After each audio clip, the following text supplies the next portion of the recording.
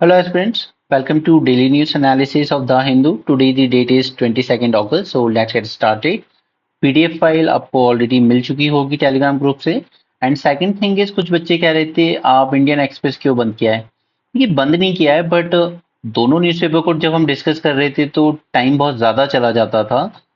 Video as long as 1 hour 20 minutes तक चला जाता था जो कि फिर बच्चे देख भी नहीं पाते थे मोस्टली पूरा।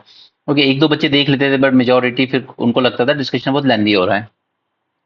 जैसे मैंने इंडियन एक्सप्रेस को यहाँ से हटा दिया है, बट ऐसा नहीं है कि हम उसको इग्नोर करके चल रहे हैं। इंडियन एक्सप्रेस से रिलेटेड जो भी टॉपिक पे मुझे आपको कुछ नोट्स देने होते हैं वो मैं आपको डायरेक्टली टेलीग्राम चैनल पे पोस्ट कर देता हूँ, तो आप वहां से देख लिया कीजिए ताकि हमारा इंडियन एक्सप्रेस का भी मिस ना हो। ठीक है, और अगर कुछ ज्यादा इंपॉर्टेंट होता है कभी कभी तो वो मैं आपके साथ ब्रेन में करवा देता हूँ in depth. First is finally, जैसा कि ऑपोजिशन पार्टीज और इवन जो आज एनडीए के अलाइज पार्टीज हैं, JDU and Chandrababu Naidu, Chirag Paswan, they all demanded कि कास्ट सेंसस होना चाहिए। और अगर अलग से नहीं करा सकते तो एटलीस्ट जो सेंसस हो रहा है उसी में कास्ट की भी डिटेल्स आप ले लीजिए। तो फाइनली यहाँ पे ऑफिशियल का कहना है कि yes, centre is planning to take the caste count during the census. अब हमारे लिए इंपॉर्टेंट ये हो जाता है, फर्स्ट इज कि हम सेंसस के बारे में कुछ बेसिक्स जान लें जो हमारे प्रीलिम्स में काम आएगा हमारे। सेकंड इज कास्ट सेंसस के advantage and disadvantage. And third is in general कि सेंसस के आखिर अल्टीमेटली सिग्निफिकेंस क्या है, क्यों जरूरी होता है ये करवाना। हिस्टोरिकल बैकग्राउंड में हम नहीं जा रहे हैं, वो सब आपको पता है। 1872 से स्टार्ट हुआ था, फिर 1882 से रेगुलर हो गया। ओके, लास्ट कास्ट सेंसस हुआ था हमारा 1931 में। ठीक है, this was the last caste census. तो यहाँ पे एक कॉलम ऐड किया जाएगा ऑन कास्ट, ये कंसीडर किया जा रहा है। Second is there were demand to conduct the caste census, one of the reason for this delay. तो गवर्नमेंट का कहना है कि ये डिले इसलिए हुआ था ताकि ये कास्ट सेंसस की जो डिमांड थी इसको भी इंक्लूड किया जा सके। सो स्टिल अभी फाइनल नहीं है but discussions are there to include a column to record the caste of the people during the next census exercise. अब याद रखिए कि ST SC के लिए तो ऑलरेडी कास्ट का पूरा डेटा इंक्लूड किया जाता है और जैसे जैसे इनकी पॉपुलेशन बढ़ती है उस हिसाब से इनका रिजर्वेशन एलोकेशन होता है। ठीक है, बट ओबीसी के लिए ये कभी नहीं किया जाता है। ओके, तो ये सिर्फ ST SC के अलावा बाकी कास्ट का कभी नहीं किया गया है इंडिपेंडेंट इंडिया में। लास्ट टाइम वही किया गया था 1931-32 के सेंसस में। 2011 में एक सोशल इकोनॉमिक कास्ट सेंसस करवाया था यूपीए गवर्नमेंट ने, बट उसमें इतनी ज्यादा इनएक्यूरेसीज आई थी कि उस डेटा को कभी रिलीज नहीं किया गया, क्योंकि 1931 सेंसस में नंबर ऑफ कास्ट थी जस्ट 4147, लेकिन जब 2011 में सेंसस कराया गया तो 46 लाख कास्ट आ गई। तो दैट्स इम्पॉसिबल। ये आप कितना भी चेंजेस हो जाए बट दिस इज इम्पॉसिबल कि 4000 कास्ट बढ़ के अचानक से 46 लाख हो जाती है। सिर्फ हुआ ये था, उसमें गलती वहां पर ये हुई थी कि फर्स्ट टाइम ही कराया गया था। अब जैसे एक कास्ट होती है कुर्मी, उसको KURMI भी लिखा जाता है और उसको KUDMI भी लिखा जाता है। तो विद इन दिस कास्ट भी और इनके अंदर और भी जो सब कास्ट आती है उन सबने अपने आप को सेपरेटली एन्यूमरेट कर लिया। इस वजह से बढ़ के 42 लाख तक हो गई, जबकि इतनी कास्ट नहीं है हमारे यहाँ। ठीक, तो कई बार सिर्फ अल्फाबेट इनके लिखने का तरीका सेपरेट होता है, इस वजह से भी ये प्रॉब्लम हो जाती है। ठीक, तो उस डेटा को कभी रिलीज नहीं किया गया। The data cannot be relied on for reservation in education, employment, elections to local authorities, etc. Okay, तो उस डेटा को फाइनली यूज नहीं किया गया 2011 वाले को। अब यहाँ पर एक और चीज होती है, नेशनल पॉपुलेशन रजिस्टर। ये भी साइमल्टेनियसली ही अपडेट किया जाता है सेंसस के साथ ही। सेंसस दो फेज में होता है हमारा, तो जो फर्स्ट फेज होता है उसी के साथ हम लोग एनपीआर भी अपडेट करेंगे। अब ये बात समझिए कि NPR is different thing and NRC is different. NRC यहाँ पे आपकी सिटीजनशिप का मैटर आ जाता है, यानी कि जो इंडियन सिटीजन हैं सिर्फ उन्हीं का नाम इसमें आएगा। जबकि नेशनल पॉपुलेशन रजिस्टर में सारी पॉपुलेशन को इंक्लूड किया जाता है, यानी कि यहाँ पे फोकस होता है रेसिडेंट जो भी इंडिया में रह रहे हैं, इररिस्पेक्टिव कि वो लीगल है, इलीगल है, इंडियन है या फॉरेनर है। ठीक है, अगर आप इंडिया में रह रहे हो तो उसको इंक्लूड किया जाता है एनपीआर में। ओके, ऑलराइट, तो चलिए अब इसके बारे में कुछ बेसिक डिफरेंस जानते हैं पहले, जो आपके एग्जाम के लिए इंपॉर्टेंट हो जाता है। फर्स्ट इज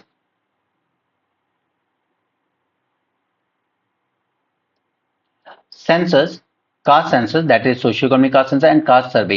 इन तीनों में फर्क जान लेते हैं। Census, it is backed by census act of 1948। Caste census is not backed by any particular specific statute. Caste census के लिए ऐसा कोई अलग से एक एक्ट नहीं है।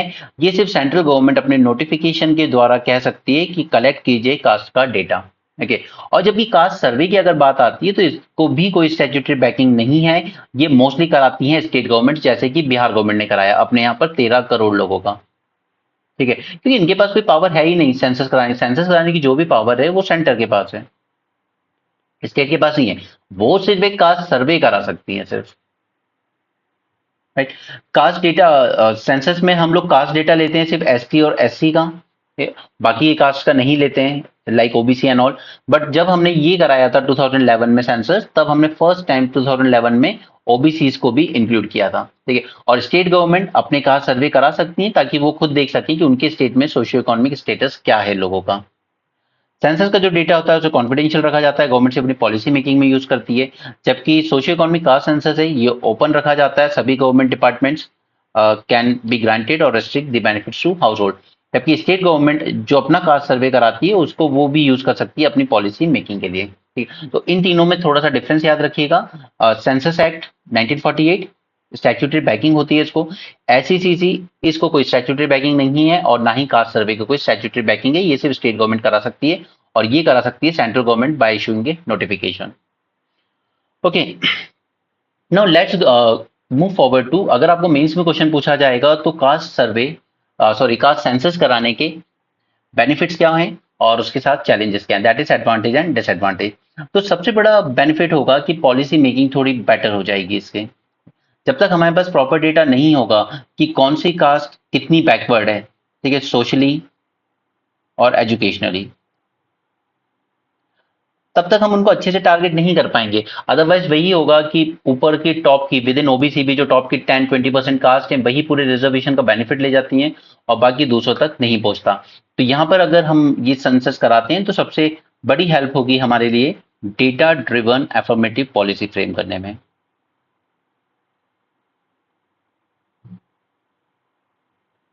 You don't need to write anything, नीचे नोट्स दिए हुए हैं मैंने। ठीक है, दूसरा रिजर्वेशन को रैशनलाइज करने में, जैसा कि कई कास्ट की डिमांड है कि जैसे एसटी का कहना है कि मीना कम्युनिटी मेजोरिटी शेयर ले जाती है, और जो तरीके से एससी को भी यही लगता है कि जो पारसी कम्युनिटी है वो ज्यादा रिजर्वेशन ले जाती है।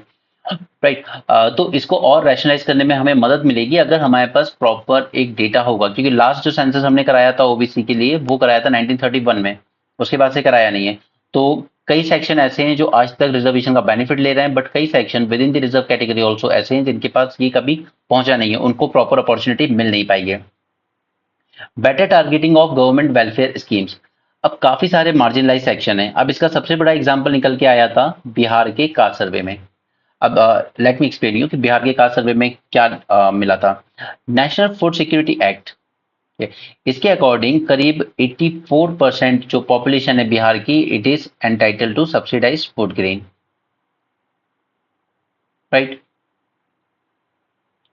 अब ये तो इस एक्ट की बात हो गई, लेकिन जब बिहार ने अपना सर्वे कराया तो उन्होंने कहा है कि पहली बात तो हमारी पॉपुलेशन बढ़ के हो गई है अब 10 करोड़ से almost 13 crore. So current population के ट्रेंड के अकॉर्डिंग उनको लगता है कि अगर यहाँ से हम 84% पॉपुलेशन की बात करें तो ये होनी चाहिए करीब करीब 11 करोड़ 11 करोड़ पीपल। लेकिन अभी हार्डली हमारे यहाँ दिया जा रहा है ये बेनिफिशियरी जस्ट 8.7 करोड़, यानी कि सीधे सीधे 2.3 करोड़ का तो यहीं पे दिख जाता है हमें कि डिफरेंस है। ठीक है? कितनों को मिलना चाहिए, 10 करोड़ लोगों को, मिल कितनों को रहा है, सिर्फ सॉरी 11 करोड़ लोगों को मिलना चाहिए, मिल कितने को रहा है, सिर्फ 8.7 करोड़ को बेनिफिट। तो ये सब चीजें क्यों हो रही हैं, क्योंकि हमारे पास प्रॉपर कास्ट सेंसस नहीं था, प्रॉपर डेटा नहीं था। अगर प्रॉपर डेटा होगा तो हम बेटर टारगेट कर पाएंगे वेलफेयर स्कीम्स को, ताकि जो मार्जिनलाइज लोग हैं उन तक बेनिफिट पहुंचे।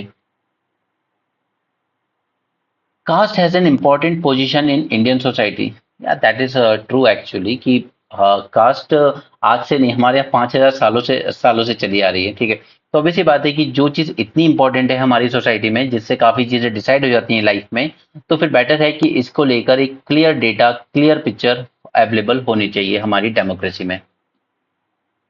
एड्रेसिंग प्रेवलेंट इनइक्वालिटीज, ना ये चाहे एजुकेशन फील्ड में देख लीजिए, ठीक है, या फिर गवर्नमेंट जॉब्स में या पॉलिटिक्स में रिप्रेजेंटेशन देख लीजिए, काफी इनइक्वालिटी है। जस्ट बिकॉज एक दलित लीडर आ गया दैट डजेंट मीन कि वो पूरी दलित पॉपुलेशन को रिप्रेजेंट करता है। हो सकता है कि वो जिस पर्टिकुलर कास्ट से आता है शेड्यूल कास्ट में वो उसी को रिप्रेजेंट करता हो। तो ऑब्वियसली देयर आर इनइक्वालिटीज।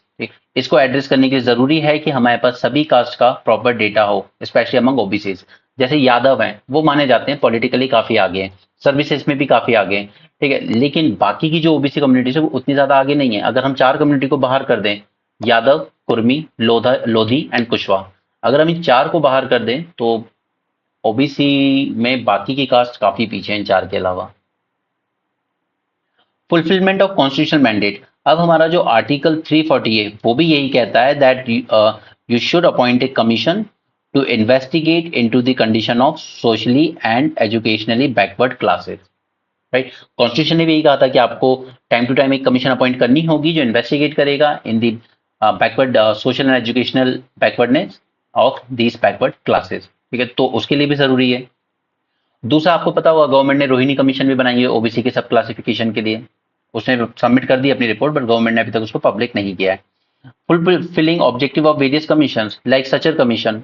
अब सचर कमीशन का नाम आपने सुना है। इसने अपनी रिपोर्ट में पूरा सर्वे करने के बाद एक डेटा दिया था कि मुस्लिम्स काफी पीछे रह गए हैं एजुकेशन और पब्लिक सर्विसेज या फिर गवर्नमेंट पॉलिटिक्स में रिप्रेजेंटेशन में। ठीक है, तो ये सचर कमेटी इस कंक्लूजन तक कैसे पहुंची? क्योंकि उसने एग्जामिन किया इनके सोशल इकोनॉमिक स्टेटस को, इनके एजुकेशन स्टेटस को। सिमिलरली आपने जस्टिस रोहिणी कमीशन को एक काम दे दिया कि ओबीसी का सब क्लासिफिकेशन कीजिए, but on what basis? There is no data for OBC. जब तक उनकी कास्ट का एनिमरेशन ना हो, जब तक उनका कोई डेटा ना हो, रोहिणी कमीशन किस बेसिस पर अपनी रिपोर्ट दे रहा है? वो किस बेसिस पर सजेस्ट कर रहा है कि कैसे सब क्लासिफाई करना है ओबीसी के रिजर्वेशन को? दूसरा, एड्रेसिंग द इंटरसेक्शनैलिटी। सो अब ऐसा नहीं है कि सिर्फ कास्ट से ही सब कुछ डिसाइड हो जाता है। अब हम इमेजिन कर लेते हैं एक पर्टिकुलर कास्ट एक्स, ठीक है, इसी कास्ट को आप दिल्ली में देख लीजिएगा, ठीक है, और इसी कास्ट को जब हम मध्य प्रदेश के किसी बैकवर्ड इलाके में जाते हैं, ठीक है, तो ये कास्ट ऐसा नहीं है कि दोनों को सेम ट्रीटमेंट मिल रहा होगा। हो सकता है इसको दिल्ली में उतना डिस्क्रिमिनेशन फेस नहीं करना पड़ रहा होगा, बट इसी कास्ट के लोगों को एमपी के किसी गांव में डिस्क्रिमिनेशन फेस करना होगा। राइट, तो कई बार ये जो कास्ट डिस्क्रिमिनेशन है ये रीजन पे भी बेस्ड होता है कि आप किस रीजन से आ रहे हो। इसलिए मैं हमेशा कहता हूं कि एक एससी का बच्चा जो दिल्ली में पढ़ाई कर रहा है और एक एससी का बच्चा जो छत्तीसगढ़ एमपी में पढ़ाई कर रहा है, दे आर नॉट इक्वल। ठीक, इसलिए मैं हमेशा आपको कहता हूं कि हमें एक डेप्राइवेशन इंडेक्स बनाने की जरूरत है। सिर्फ कास्ट सोल फैक्टर नहीं हो सकता रिजर्वेशन का। Breaking the myth associated with caste. अब ऐसे कई मिथ हैं कि ये कास्ट कभी सब्जुगेट नहीं हुई थी। जैसे मीना कम्युनिटी के बारे में लोग कहते हैं कि ये कभी इतनी सब्जुगेटेड नहीं थी, इनको कैसे आपने एसटी में डाल दिया।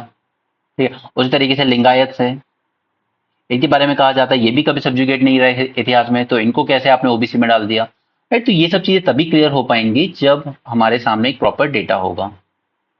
राइट, तो यहाँ पे मैंने आपके साथ 9 पॉइंट्स डिस्कस करे हैं। आप कोई भी 5 पॉइंट याद रख लीजिए, आपके आंसर के लिए सफिशिएंट है। यहाँ पे नोट्स हैं आपके लिए, आप इसको रीड कर सकते हैं। दूसरा, हम आ जाते हैं डिसएडवांटेज पर। तो 5 disadvantage mostly political mobilization. So yes, there is possibility कि कोई नेता खड़ा होकर अपने नैरो पॉलिटिकल गेन के लिए एक पर्टिकुलर कास्ट के लोगों को मोबिलाइज करना शुरू कर दे कि विद इन ओबीसी यादवों ने सब कुछ ले लिया है, इनके पास सब कुछ है, बट हम लोग ओबीसी में पीछे रह गए, तो यस वी सपोर्ट दिस सब क्लासिफिकेशन और हमें सेपरेट रिजर्वेशन दीजिए। ठीक है, तो बिल्कुल पॉसिबिलिटी है, पॉलिटिकल मोबिलाइजेशन हो सकता है, ये किसका डिसएडवांटेज है। दूसरा, it will harden the cast identity. जबकि हमारे यहाँ हमने क्या गोल रखा जब से कॉन्स्टिट्यूशन बना हमारा, कि हमें अपनी कास्ट लेस सोसाइटी की तरफ बढ़ना है। बट हम यहाँ कास्ट लेस सोसाइटी की तरफ बढ़ने की बजाय क्या हम यहाँ से और पीछे ना चले जाएंगे कि विद इन ओबीसी भी लोग अपने आप को अलग अलग देखने लगेंगे। विद इन हिंदू रिलीजन तो छोड़ ही दीजिए, ठीक है, with in OBC, with in SC लोग अपने आप को सेपरेटली देखने लगेंगे। ठीक है, और हमेशा एक दूसरे से ही कंपटीशन रहेगा फिर उनका।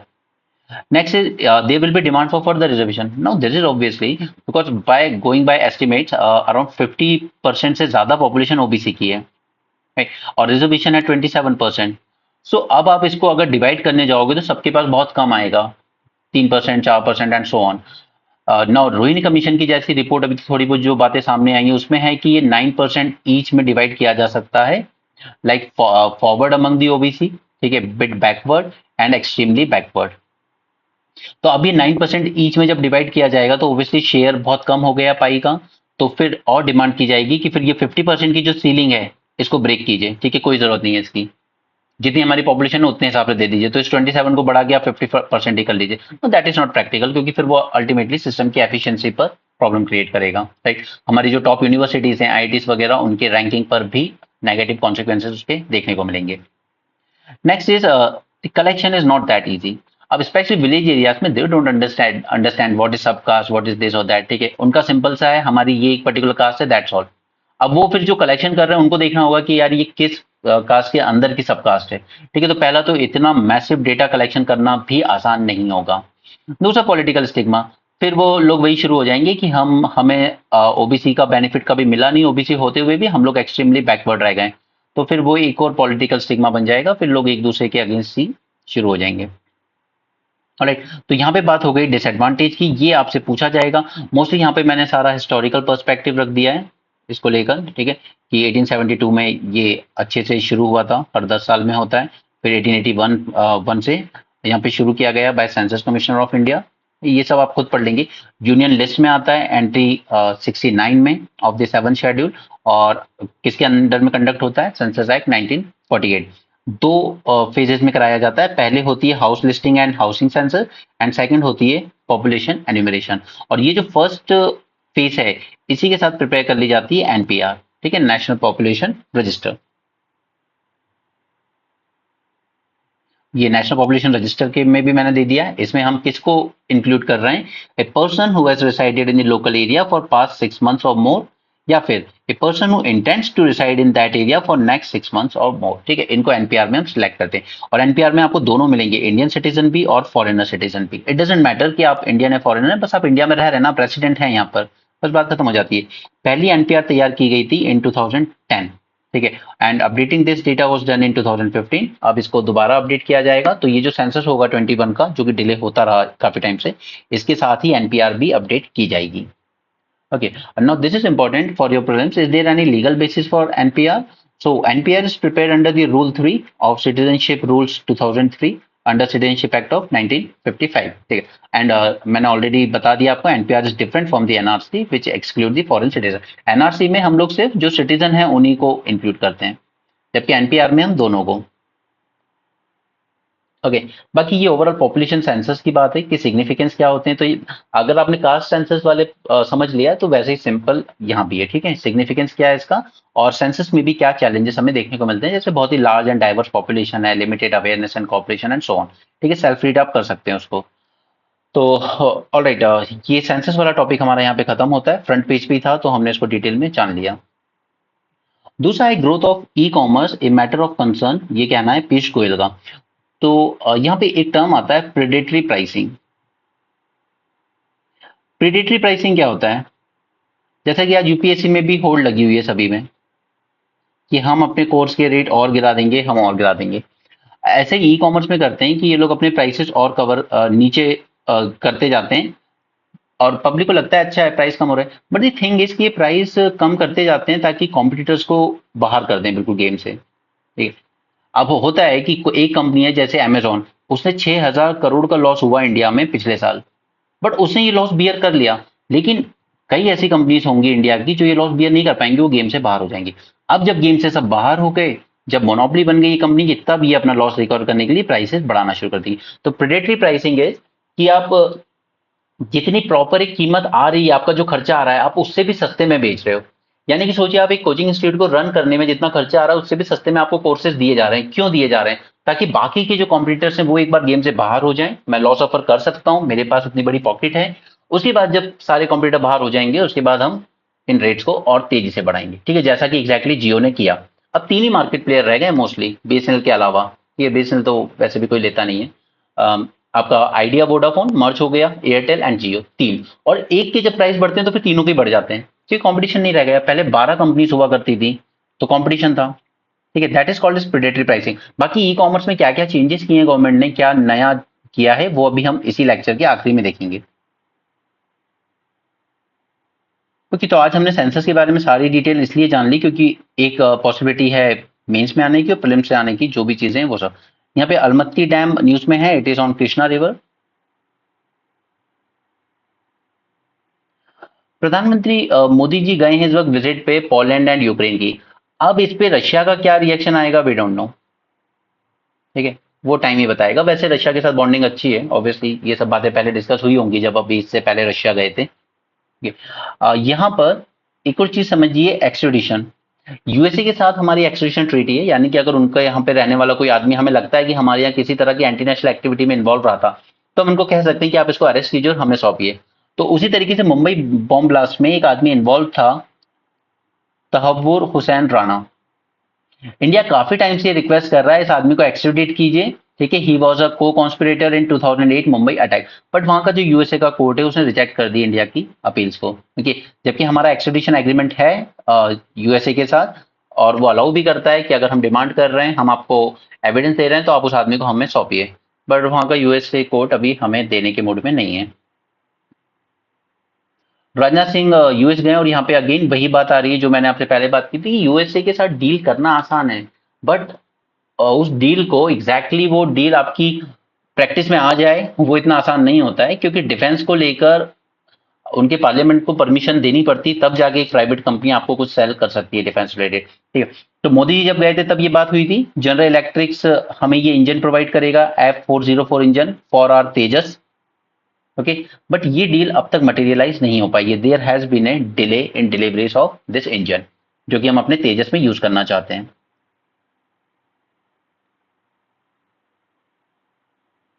चलिए आगे चलते हैं। ना सी, कल मैंने आपसे बात की थी ना कि हम कितनी भी women safety, health worker safety की बात कर लें, लेकिन जब तक लॉ मेकिंग में ऐसे लोग बैठे हुए हैं जिन पर खुद सीरियस एलिगेशन हैं, रेप केसेस तक हैं। एक केरल के एमपी थे, उन पे गैंग रेप तक का केस चल रहा था 16 साल की बच्ची का। right?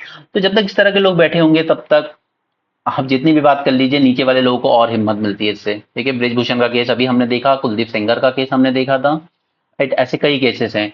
उधर पूर्व प्रधानमंत्री देवगौड़ा के पोते का केस हमने देखा। ठीक है, कोई किसी को सजा नहीं हुई आज तक। तो यहाँ पर ये डेटा भी निकाल के लाया है association for democratic reform and national election watch. ठीक है, ये दो एनजीओ हैं जो सबसे अच्छा काम कर रहे हैं। 16 MPs and 135 MLAs have declared cases related to crime against women. 16 MPs and 135 MLAs declared the cases related to crime against women. The largest number of such lawmakers are from West Bengal. BJP has the highest number of MP MLAs that have cases registered against them at 54, followed by Congress at 23. तो जब तक law breaker ही law maker बन के बैठेंगे तो फिर women safety हमेशा एक इशू रहेगा। Supreme court to examine need for environmental regulator. अब देखिए, एनवायरमेंट को लेके काफी सारी बॉडीज ऑलरेडी हैं, जैसे एनजीटी हो गया। ठीक है, उसके बाद फिर अलग अलग मिनिस्ट्रीज अपने अलग अलग गाइडलाइंस जारी करती रहती हैं। सेंट्रल लेवल पर एम्पावर्ड कमिटीज बनाई जाती हैं इन चीजों को लेकर, एनवायरमेंट को लेकर। ठीक है, वाइल्ड लाइफ के लिए एक अलग ही बोर्ड बना हुआ है। बट द थिंग इज कि क्या हमें एक सिंगल रेगुलेटर चाहिए एनवायरमेंट के लिए? तो ये एग्जामिन करेगा सुप्रीम कोर्ट। जैसे ट्राई रेगुलेट करता है किसको, टेलीकॉम सेक्टर को, राइट। सीआरसी रेगुलेट करता है इलेक्ट्रिसिटी सेक्टर को। उसी तरीके से क्या हमें एनवायरमेंट के लिए भी एक सिंगल रेगुलेटर बनाने की जरूरत है या नहीं, क्योंकि अभी तक जितनी बॉडीज काम कर रही है they are working in silos. Supreme Court decided to examine the need for a permanent environmental regulator similar to those found in telecom and electricity sector. Okay, क्योंकि एनवायरमेंट एंड क्लाइमेट चेंज से related अभी जितने भी regulators हैं या bodies हैं, they are operating in silos, अलग अलग काम कर रही हैं अपने अपने उसमें। यूनियन गवर्नमेंट का यहाँ पे एक मिक्स रिस्पॉन्स है, वो कुछ श्योर नहीं है कि करना है कि नहीं। There are several tiers in decision making including ministries concern, national green tribunal, central empowered committee. और उसके बाद से सुप्रीम कोर्ट इटसेल्फ वो भी कई बार एनवायरमेंट को लेकर कुछ ना कुछ नए नए नियम बनाता रहता है। जैसे कि उत्तराखंड हाईकोर्ट ने क्या कहा, that river Ganga is a living entity, that means it can be sued and it can also sue those who are destroying it. Another regulator would only add another layer. तो ये जो इतनी सारी बॉडीज है उसमें एक लेयर और जुड़ जाएगी। बट यहाँ पर है कि इन सबको हटा के, इन सबको खत्म करके एक सिंगल रेगुलेटर बनाया जाए। बट गवर्नमेंट का कहना है कि इससे सिर्फ डिप्लीकेशन ही होगा और कुछ नहीं होगा। ठीक है, जैसे वाइल्ड लाइफ के लिए है national board for wildlife etcetera, या एनडीटी वगैरह, national board for wildlife, इन सब में मैं आपको शॉर्ट नोट्स ऑलरेडी पहले दे चुका हूं, इसलिए मैं इसको बार बार इंक्लूड नहीं कर रहा हूं। बेवजह आप लोगों का इसमें टाइम वेस्ट होता है। ICAR and Pennsylvania state team makes a tool small enough to edit plant genomes. Now see, CRISPR हम लोग जानते हैं एडिटिंग टूल है, ठीक है। कैस 9 यूज करता है, वो कैस 12 यूज करता है, ये एक प्रोटीन होते हैं एक तरह का। इसी तरीके से यहाँ पे इन्होंने एक बैक्टीरिया यूज करा है ताकि एक छोटा सीजर बनाया जा सके जो प्लांट्स को, जैसे राइस है, उसको एडिट कर सके, ठीक है। तो इसका सिर्फ आपसे नाम पूछा जा सकता है प्रीलिम्स में। With help of CRISPR gene editing tool, scientists today can precisely edit genomes to introduce desirable genetic traits or remove undesirable one. ठीक है, ये कैसे ना CRISPR से हो जाता है। इससे फायदे होते हैं, it can increase the crop yield, improve resistance to disease, anomalous weather through gene editing etcetera. जैसे कि हमने बायोफ्यूल के टाइम देखा था कि हम जीन एडिटिंग के थ्रू इनको और बेटर बना सकते हैं इन 4th जनरेशन ऑफ बायोफ्यूल, ताकि और ज्यादा कार्बन एब्सॉर्ब कर सकें। But the problem is with CRISPR is that CRISPR 9 is too big for plant genomes. ठीक है, वो यूज करता है कैस 9 या Cas 12 with target specific part of DNA. ठीक है, ये प्रोटीन्स होते हैं कैस 9 कैस 12। अब इन्होंने बनाया है एक छोटा सा स्मॉल जो प्लांट्स के लिए यूजफुल रहेगा। Now ICR national rice research institute, इन्होंने एक ऑल्टरनेटिव प्रिवेंट दिया है to solve this problem in plant genome editing. They reported developing a plant genome editor called as, इसको आप शॉर्ट में याद रख सकते हैं TNPB। ठीक है, इसमें इन्होंने एक बैक्टीरिया का यूज करा है नोन एज डेनोकोकस रेडियोट्यूरम्स। ठीक है, now this is less than half the size of Cas 9 and Cas 12। तो आपको सिर्फ इसका नाम याद रखना है TNPB। ठीक है, B for this bacteria, bacteria का नाम है डेनोकोकस रेडियोट्यूरम्स। ऑलराइट, बस इससे ज्यादा और कुछ याद रखने की जरूरत नहीं है। बाकी ये देख सकते हैं थोड़ा सा। This TNPB is a protein made up of around 400 amino acid units. It belongs to a family of transposable elements or transposons. Transposons are nothing but they are called as jumping genes. ठीक है, because उनके पास वो ability होती है that they can move from one location to another. ये मैंने आपके साथ एक प्रीलिम्स एक्स्ट्रा के सेशन में डिस्कस किया था about this jumping genes. Earth whistle when the lightning strikes and there is a new melody. तो यहाँ पे एक टर्म है जो मैं आपके साथ डिस्कस करना चाहूंगा, that is called as Van Allen radiation belt. ठीक है, हमें पता है कि हमारा अर्थ जो है वो एक मैग्नेटिक फील्ड से घिरा हुआ है। अब जब सोलार फ्लेयर्स निकल के आते हैं तो ये क्या होता है, ये इस तरीके की एक, जब इनका इंटरेक्शन होता है तो इस तरीके की लेयर बनती है। राइट, वो सब आपने देखा होगा डायग्राम में, मैं यहाँ पे डायग्राम इंक्लूड नहीं कर पाया, उसके लिए sorry. Now this Van Allen found that some parts of the radiation belt, sorry पहले मुझे ये एक्सप्लेन करना होगा आपको। Now, during a solar storm, sun shoots out charged particles with more than usual energy through the space around it. Without the magnetosphere, अगर अर्थ के around magnetosphere नहीं होता तो these particles, ये जो सन से एमिट होकर आ रहे हैं, they have rendered life as we know it on earth। ठीक है, ये लाइफ बिल्कुल एग्जिस्ट नहीं होती। But because of this magnetosphere is there, these particles become trapped in it and zip around the earth rather than towards the ground in two large Juggernaut shape। ठीक है, तो ये इस तरीके का 8 का शेप बनाते हैं इंटरेक्ट करके हमारी मैग्नेटोस्फीयर की फील्ड से। इसी को हम लोग कहते हैं Van Allen radiation belt. Okay, सिर्फ अगर कभी प्रीलिम से ये पूछा जाए तो ये किस चीज से रिलेटेड है, तो ये इसी चीज से रिलेटेड है। Okay. Now Van Allen found that some parts of the radiation belt were weaker, लेकिन इनमें से कुछ पार्ट होते हैं जो थोड़े से वीक होते हैं than others, and that flying through these parts would be less damaging to spacefaring humans and instruments। अब ये जो डगनॉट शेप बना है 8 शेप का, यहाँ पे कहीं कहीं पे ये जो इंटरेक्शन होता है ये थोड़ा सा वीक होता है। तो जब हमें स्पेस ऑब्जेक्ट लॉन्च करना है तो हम लोग यही इंश्योर करते हैं कि हम कहाँ से निकलें कि हमारा जो स्पेस क्राफ्ट है उसको कम से कम डैमेज हो रेडिएशन का। राइट, तो इनकी जो डिस्कवरी थी जो कि ज्यादा पुरानी नहीं है, आई थिंक 1958 में हुई थी। ठीक है, तो ये हमारे स्पेस ट्रैवल के लिए काफी इजी रहा था। तो कल को जब स्पेस ट्रैवल भी करेंगे तो ऑब्वियसली ऐसी चीजों को टारगेट किया जाएगा कि कहां से स्पेस क्राफ्ट को निकालना ज्यादा सेफ है। Moral pressure and human right compliance. ठीक है, यहाँ पे एक अच्छी बात कर रहे हैं कि जब कोई गलत कर रहा होता है तो आप क्या कर सकते हो, या तो उसके खिलाफ मिलिट्री एक्शन ले सकते हो या फिर आप उस पर इकोनॉमिक सैंक्शन लगा सकते हो। बट क्या इससे बेटर ऑप्शन नहीं है एक किसी तरह का मॉरल ऑब्लिगेशन लगाना। ठीक है, तो उसी को एग्जामिन करा है इन्होंने इस आर्टिकल में।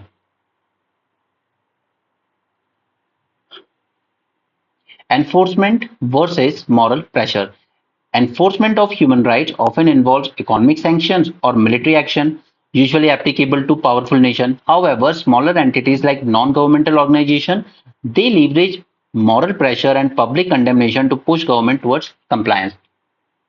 अब जब ह्यूमन राइट्स वॉच यहाँ पे कुछ करने की कोशिश करता है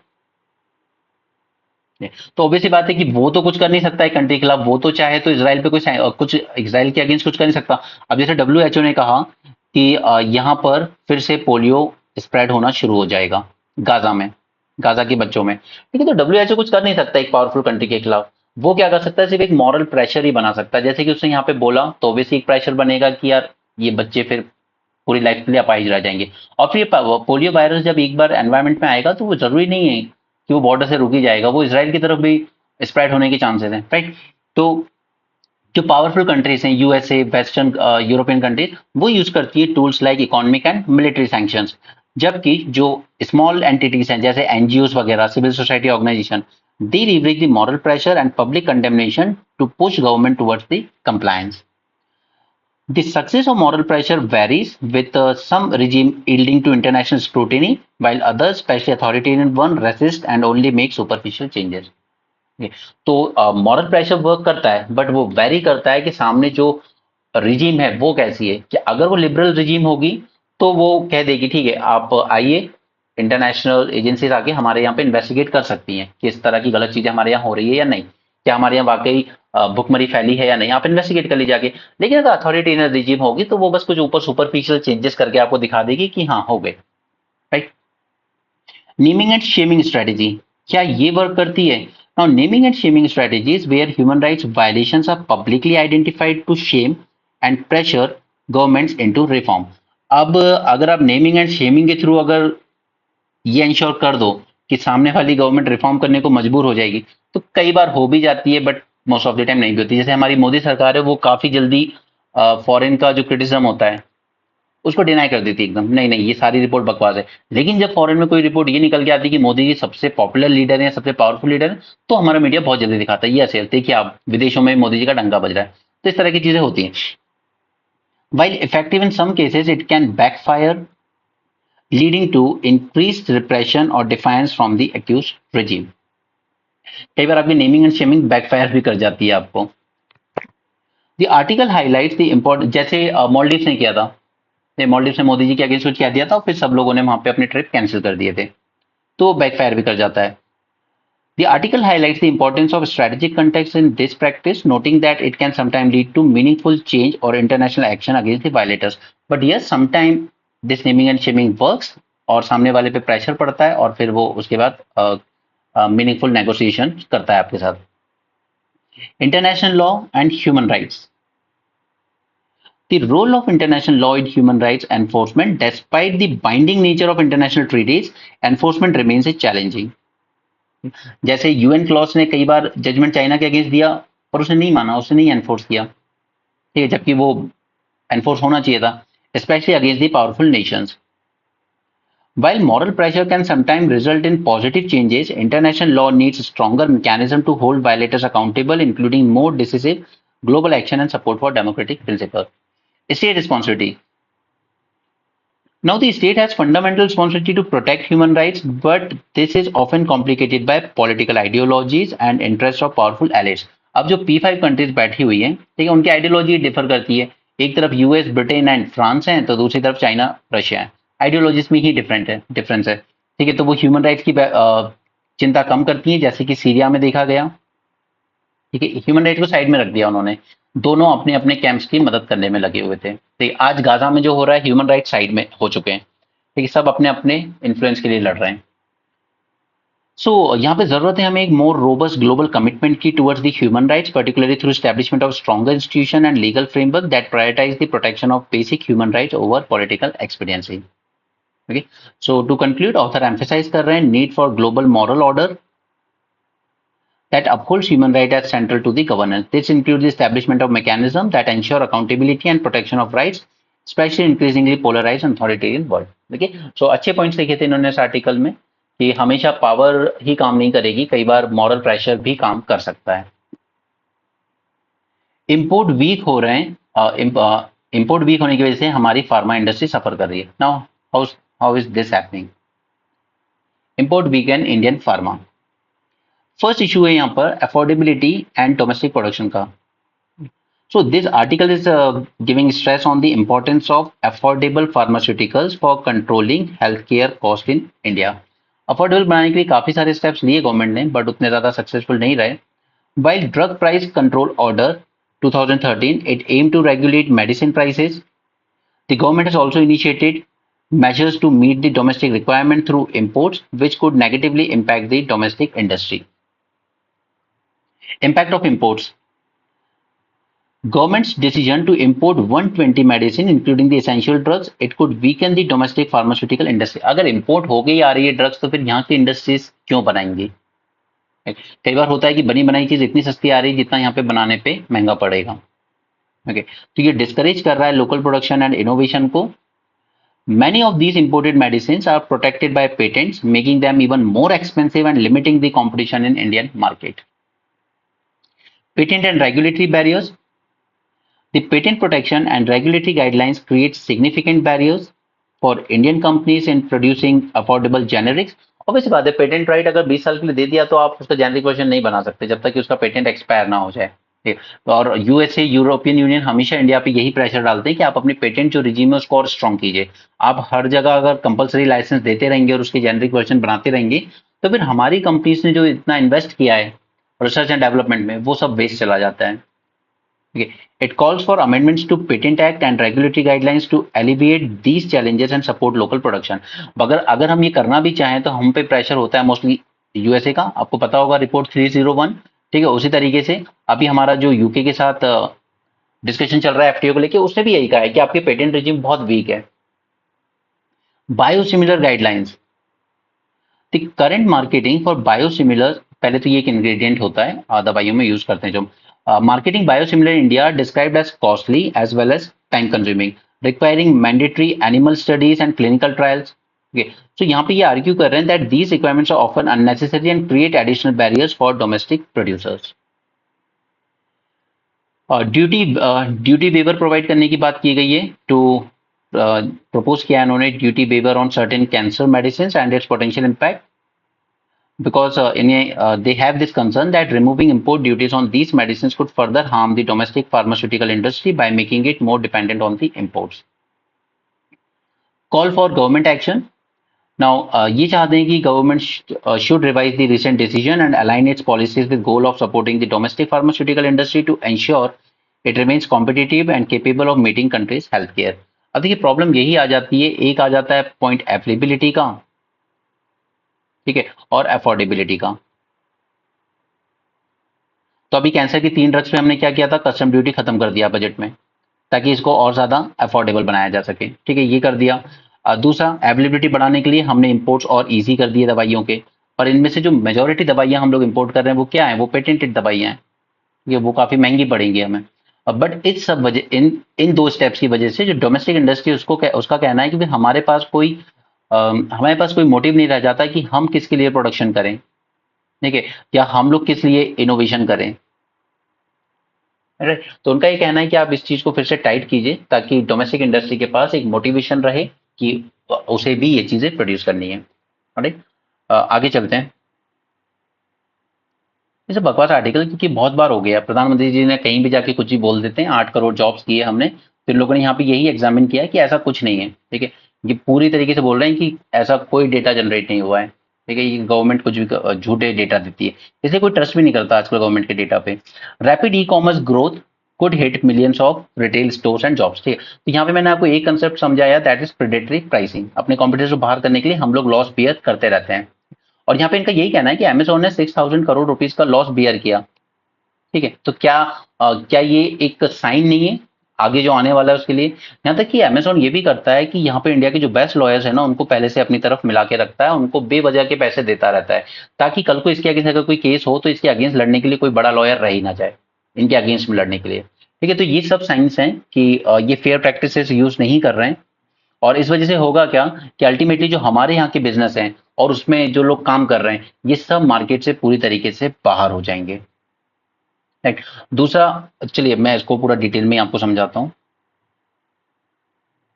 यहाँ पे गवर्नमेंट ने इनिशिएटिव्स क्या क्या लिए हुए हैं. पहला, हमने 100% एफडीआई अलाउ कर दी in business to business e commerce. ठीक है, अब याद रखिए business to business e commerce में अलाउ किया है, बिजनेस टू कस्टमर में अलाउ नहीं किया है. यानी कि ऐसा नहीं है कि अमेजोन डायरेक्टली कस्टमर्स को बेच सकता है, वो तो सिर्फ एक प्लेटफॉर्म की तरह काम कर रहा है.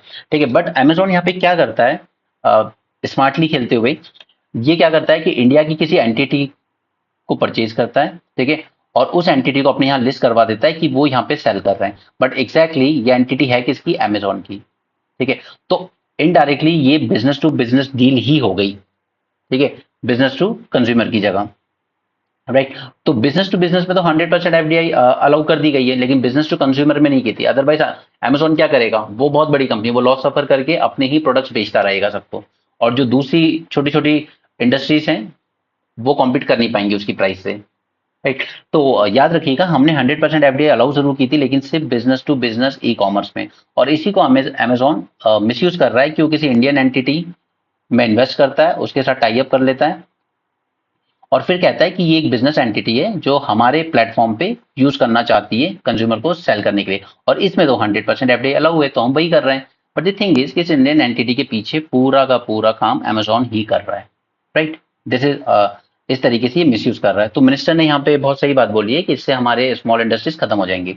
100% एफडीआई अलाउ की गई बिजनेस टू बिजनेस में, 100% एफडीआई अलाउ की गई under automatic route in marketplace model. अब marketplace model and inventory model ये दो अलग अलग चीजें हैं, ठीक है। एक होता है इन्वेंट्री मॉडल, यानी कि अमेजोन खुद ही प्रोडक्ट बना रहा है और अमेजोन पे खुद ही सेल कर रहा है, ठीक है, तो इसमें हमने अलाउ नहीं किया है, ठीक है, इसमें एफडीआई अलाउ नहीं है।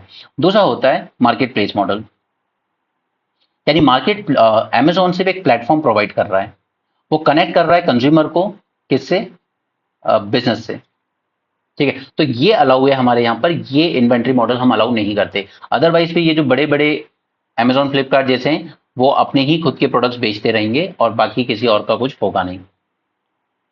नेशनल ई कॉमर्स पॉलिसी लेकर आए हम लोग, इसे इंट्रोड्यूस की। It aims to create a favourable environment for the development of this e commerce sector and drive the exports. इस पॉलिसी की की फीचर्स देख लेते हैं। पहला गोल था कि हमें एक रेगुलेटरी फ्रेमवर्क तैयार करना है that facilitate the ease of doing business in this sector. Export boost करने हैं अपने, कैपिटलाइज करना on global cross border e commerce growth. Regulatory body बनाई जाएगी, it consider establishing a regulator for e commerce sector and it also advocate the transparency in rules governing the FDI. तो यहाँ पे हमने एफडीआई को लेकर बहुत क्लियर रूल्स दिए that yes business to business में अलाउ है आपको 100% एफडीआई, ऑटोमेटिक रूट से भी अलाउ है, ठीक है, लेकिन इन्वेंट्री मॉडल में अलाउ नहीं है। ये मार्केट प्लेस मॉडल में अलाउ है, इन्वेंट्री में नहीं है। Addressing traders concern, it clarifies issues related to deep discount and preferences given to select sellers। अब होता है क्या है यहाँ पर, जैसे किसी एंटिटी को, सपोज मेरी एक कंपनी है, उसको अमेजोन ही पीछे से पूरी फंडिंग दे रहा है, तो मेरी एंटिटी, अब जब आप मेरा प्रोडक्ट वहां पे सर्च करोगे अमेजोन पे, तो लिस्ट में टॉप पे मेरा ही प्रोडक्ट शो होगा, right, that is called as the preferences, okay. और मैं डीप डिस्काउंट दे रहा हूं आपको, तो आप चूज भी मुझे ही करोगे, लेकिन ये डीप डिस्काउंट में क्यों दे पा रहा हूँ, क्योंकि मेरे पास अमेजोन से ही फंडिंग मिली है मुझे पूरी। फिर इंडिया अमेजोन और फ्लिपकार्ट से इसको काउंटर करने के लिए लेकर आया ओएनडीसी। अब इस पे मैंने आपके साथ पूरा एक मेंस सेशन किया था इन मेंस 450 प्लस, ठीक है। ONDC, open digital open network for digital commerce. This initiative fosters and open source e commerce network Amazon और फ्लिपकार्ट को कॉम्पीट करने के लिए that connect the consumer platforms and retailers promoting transparency and interoperability. It will provide equal opportunity for small, medium and micro enterprises to thrive in digital commerce। इसके अलावा हम लोग लेकर आए कंज्यूमर को प्रोटेक्ट करने के लिए consumer protection e commerce rule 2020। It directed the e commerce companies to display the country of origin alongside the product listing. अब आपको सिर्फ प्रोडक्ट नहीं दिखा रहा, आपको ये भी दिखाना है कंट्री ऑफ ओरिजिन क्या है, कहाँ पे बना है ये प्रोडक्ट। बना आप दिखा दो रहे, मेड इन इंडिया पता चल रहा है कि बना था चाइना में। The companies will also have to reveal the parameters that go behind determining product listing on their platform। Digital India initiative की बात कर लेते हैं। तो digital India initiative has provided the solid impetus to the government led initiative, ठीक है, क्योंकि आजकल लगभग सभी ऑनलाइन शॉपिंग कर रहे हैं, इवन इन स्मॉल टाउन्स, ठीक है। उमंग, स्टार्टअप इंडिया, आत्मनिर्भर भारत, इन सबको एक बूस्ट मिला due to digital India initiative. India stack के बारे में आपको सब बता चुका हूं पहले, ठीक है। आधार हो आपका आपका आधार हो, यूपीआई हो, ये सब हमारे ब्लू स्टैक्स का ही पार्ट है, ठीक है। DigiLocker, e signature and all those things, ठीक है। और ये सब ओपन एपीआई पे काम करते हैं, ठीक है, यानी कि आप इसकी कोडिंग को यूज कर सकते हो और अपना खुद का कुछ बना सकते हो। जैसे यूपीआई है, ये ओपन था, बिल्कुल ओपन सोर्स था। उसके बाद कोविन प्लेटफॉर्म बना, ओपन सोर्स था। It enable government agencies, businesses and developers to leverage digital infrastructure for various services including e commerce. Bharat net project, इसने इंटरनेट कनेक्टिविटी को इम्प्रूव किया एंड दोस थिंग्स। ठीक है, ये ई कॉमर्स से related changes थे जो गवर्नमेंट ने पिछले कुछ टाइम में किए। Animation policy will enable India to compete globally. अब हमने कल ही सॉरी 2 दिन पहले ही वीडियो किया है प्रॉपर इस पर, ठीक है, उसमें हमने सारी बातें की है गेमिंग इंडस्ट्री की। तो वो आप मेंस 450 प्लस से देख सकते हैं, 2 दिन पहले ही हमने इसको पूरा कवर किया, हमने वहाँ पे ये सारी बातें कर ली थी। Animation, visual effects, gaming, comics, extended reality. Okay, तो इसके लिए प्रॉपर एक पॉलिसी बना के इम्प्लीमेंट की जाएगी जल्दी। Okay, to boost the AVGC sector was aimed to enhancing India's global competitiveness by fostering infrastructure development, skill enhancement, innovation, supportive regulator on the. Okay, इसलिए मैं आपसे कहता हूँ कि आप मेंस 450 प्लस के लेक्चर्स मिस मत कीजिए, क्योंकि वहां से आपका करंट अफेयर न्यूज़पेपर समझना और टाइम सेव भी होता है डेली। एंड सबसे बेस्ट है कि वो वही टॉपिक्स होते हैं जिनके आने के चांसेस सबसे ज्यादा हैं आपके मेंस में। ऑलराइट, तो बाकी सब ये सब चीजें बोल बच्चन टाइप है, इसमें ऐसा कुछ नया नहीं है। यहाँ पे यूक्रेन ने वोट किया है कि हमें आईसीसी का परमानेंट मेंबर बनना है, that is international criminal court. बन भी जाएगा तो उसमें ऐसा नहीं है कि कोई पुतिन को पनिश किया जा सकता है, nothing going to happen like that. Alright, so that's it for this session, thanks for joining and do watch the mains 450 plus series and brainstorming session. ठीक है, वो आपके टॉपिक्स को इन डेप्थ कवर करेगा अदर देन जो हम newspaper में कर रहे हैं। So that's it for this session. Thanks for joining. Have a great day and keep learning.